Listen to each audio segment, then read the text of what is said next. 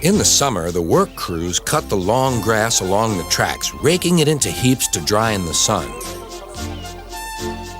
At this time of year, Percy stops where they have been cutting. The men load up his empty wagons and he pulls them to the station.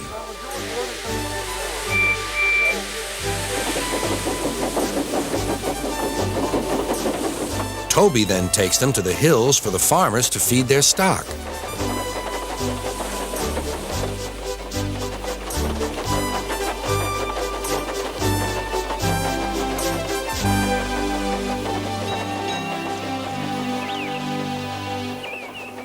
Whee!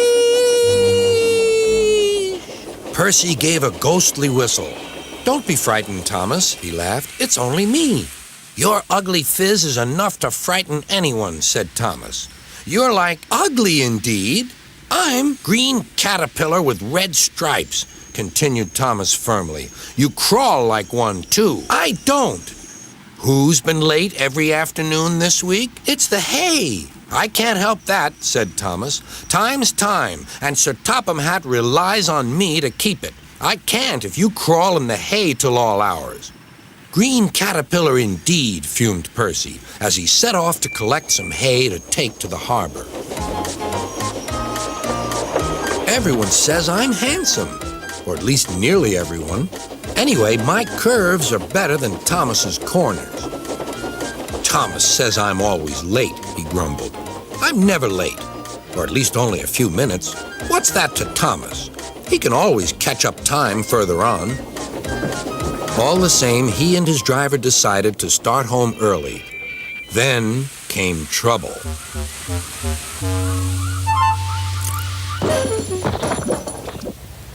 A crate of treacle was upset all over Percy. Percy was cross. He was still sticky when he puffed away. The wind was blowing fiercely. "Look at that!" exclaimed the driver. The wind caught the piled hay, tossing it up and over the track. The line climbed here. "Take a run at it, Percy," his driver advised. Percy gathered speed, but the hay made the rails slippery, and his wheels wouldn't grip. Time after time, he stalled with spinning wheels and had to wait till the line ahead was cleared before he could start again.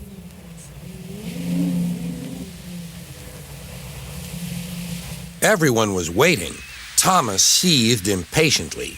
10 minutes late. I warned him. Passengers'll complain. And Sir Topham Hatt." Then they all saw Percy. They laughed and shouted.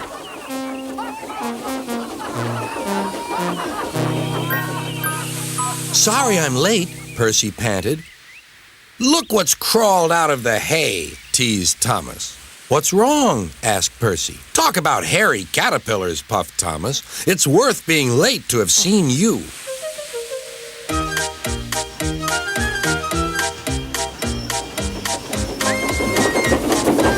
When Percy got home, his driver showed him what he looked like in a mirror. "Bust my buffers! No wonder they all laughed. I'm just like a woolly bear. Please clean me before Toby comes." But it was no good. Thomas told Toby all about it.